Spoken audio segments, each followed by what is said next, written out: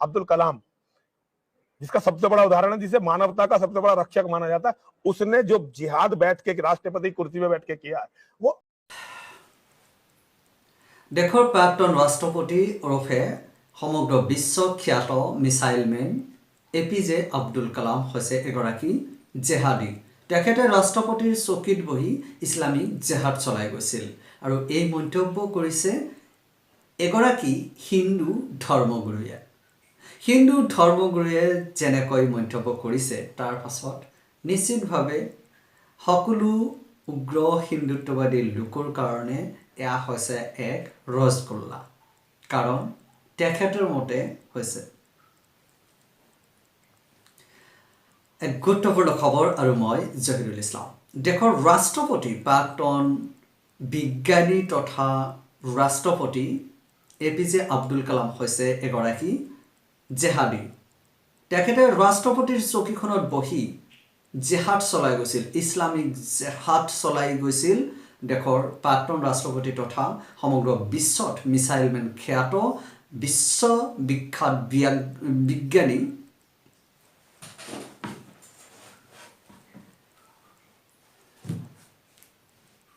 দেশৰ প্ৰাক্তন ৰাষ্ট্ৰপতি ওৰফে বিশ্ববিখ্যাত বিজ্ঞানী APJ আব্দুল কালাম হৈছে জেহাদী। তেখেতে ৰাষ্ট্ৰপতিৰ চকীত বহি জেহাদ চলাই গৈছিল।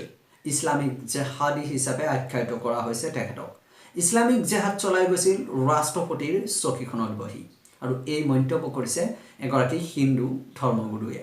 আৰু এই হিন্দু ধৰ্মগুৰুৰ মতে প্ৰাক্তন ৰাষ্ট্ৰপতি তথা বিশ্ববিখ্যাত বিজ্ঞানী APJ আব্দুল কালাম হৈছে এগৰাকী জেহাদী।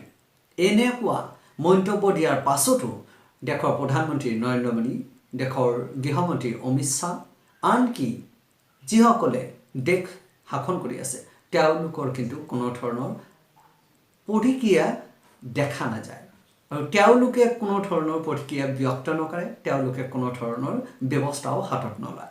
কোনো পুলিচ প্ৰশাসন গৃহ বিভাগৰ তৰফৰ পৰাও কোনো ধৰণৰ ব্যৱস্থা হাতত লোৱা পৰিলক্ষিত নহয়।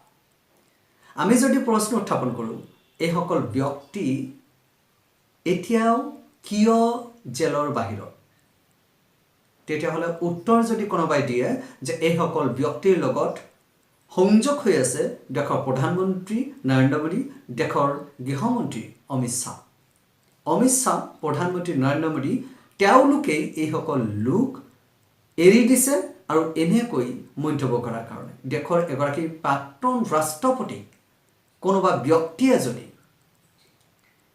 জেহাদী আখ্যায়িত কৰিব পাৰে, তেতিয়াহ'লে সেইগৰাকী ব্যক্তিৰ বুকুৰ পাতা কিমান হ'ব লাগিব চিন্তা কৰিব লাগিব। সেইগৰাকী ব্যক্তিৰ পিছপিনে কোন থাকিব লাগিব সেই কথা চিন্তা কৰিব লাগিব। দেশৰ প্ৰাক্তন ৰাষ্ট্ৰপতি তথা বিশ্ববিখ্যাত বিজ্ঞানী এগৰাকীক এনেকৈ তুচ্ছ তাচ্ছিল্য কৰাৰ পাছতো দেশৰ প্ৰধানমন্ত্ৰী নৰেন্দ্ৰ মোদীৰ কোনো মাত নাই, গৃহমন্ত্ৰী অমিত শ্বাহৰ কোনো মাত নাই। অৰ্থাৎ তেখেতসকলে এইসকল লোকক যে হিন্দু আৰু মুছলমানৰ মাজত সাম্প্ৰদায়িক সংঘাত সৃষ্টি কৰাৰ কাৰণে এৰি দিছে, তেওঁলোকক ক'বলৈ সাহ দিছে, এয়াই কিন্তু স্পষ্ট হৈ পৰিছে। চাই লওক কি কৈছিলে। प्रधानमंत्री मुसलमान हो जाएगा तो क्या हो जाएगा? प्रधानमंत्री मुसलमान होने का मतलब सारी कार्यपालिका उनकी होगी, और आज भी है उनकी है। और जो जज रहे हैं, जो राष्ट्रपति रहे हैं, जो प्रधानमंत्री, जो ये उपराष्ट्रपति रहे, उन्होंने जिहाद किया अपनी पोस्टों पे बैठ के। उन्होंने कोई देश की सेवा नहीं की है, उन्होंने इस्लाम की सेवा की है, जिसमें सबसे बड़ा उदाहरण है अब्दुल कलाम, जिसका सबसे बड़ा उदाहरण है, जिसे मानवता का सबसे बड़ा रक्षक माना जाता है। उसने जो जिहाद बैठ के राष्ट्रपति कुर्सी में बैठ के किया है वो अतुलनीय है। अब्दुल कलाम ने सबसे बड़ा जिहाद तो ये किया कि उसने बहुत सारे वैज्ञानिकों की हत्या करवाई, और इस्लाम को एटम बम बनाने का जब अब्दुल कलाम अमेरिका गया ना, और उसकी नंगी करके तलाशी ली गई, तो उस समय यहाँ यूपीए की सरकार थी। यूपीए की सरकार ने बहुत स्ट्रॉन्ग ऑब्जेक्शन किया था। तो वहां से उन्होंने FBI ने 124 फाइलें हमारे जो है विदेश मंत्रालय को दी थी। RTI लगा के पता करो कि सच बोल रहा हूं कि झूठ बोल रहा हूं।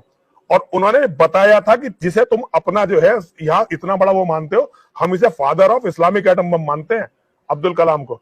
और अब्दुल कलाम को इतना इंटेलिजेंट नहीं था जितना से दिखाया गया। वो तो कलाम साहब का जीवन इतना